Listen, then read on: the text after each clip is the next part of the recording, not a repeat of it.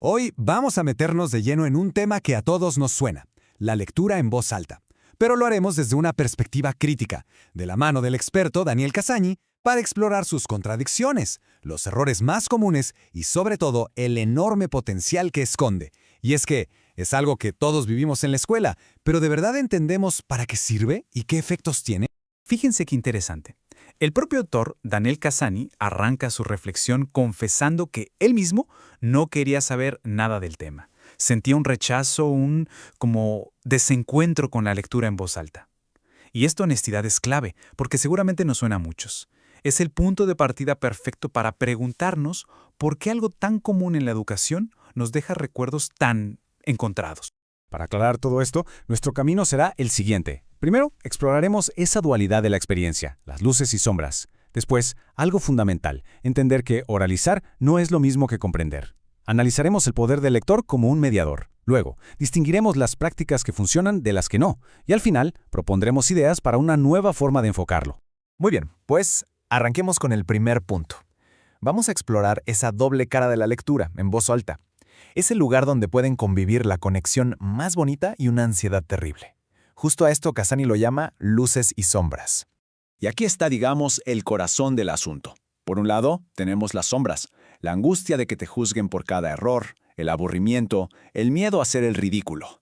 Es la práctica como un simple ejercicio mecánico. Pero por el otro están las luces, la complicidad de una historia compartida, el diálogo que se crea, la emoción, el vínculo. Son sin duda las dos caras de la misma moneda.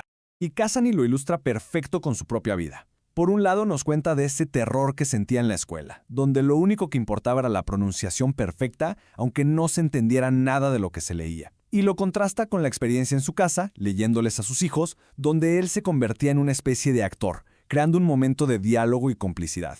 Vaya, esta comparación deja clarísimo que el contexto lo es todo. No es que solo cambie la experiencia, es que la define por completo.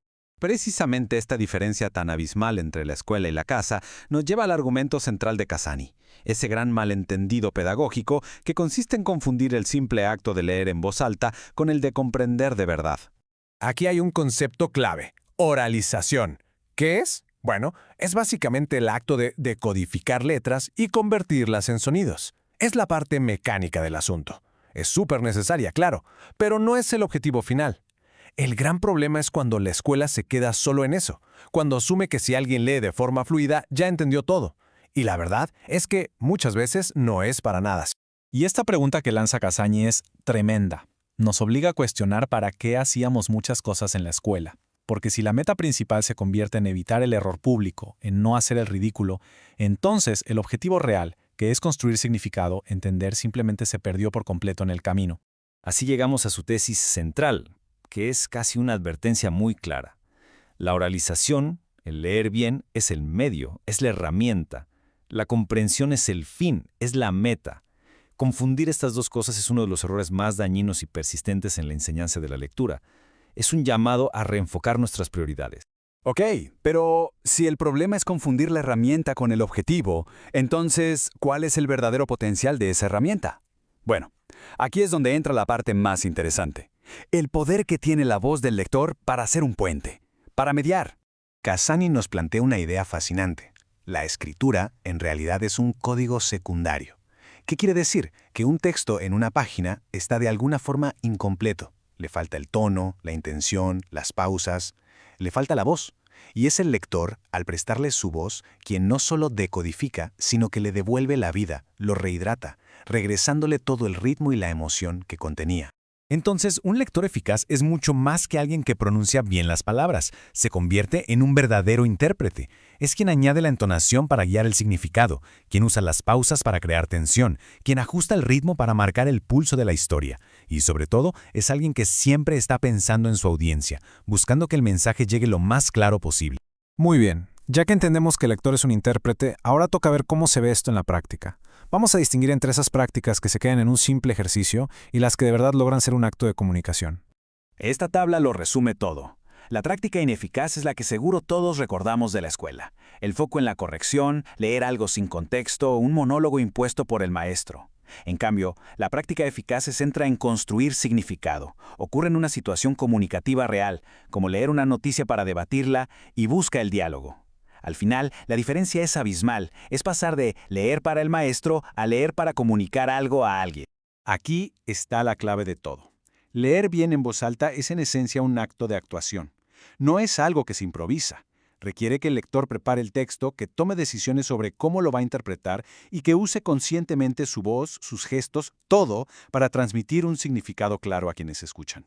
Y con todo esto sobre la mesa, llegamos al momento de juntar las piezas. Vamos a ver cómo todo este análisis se puede destilar en principios claros para construir una nueva pedagogía.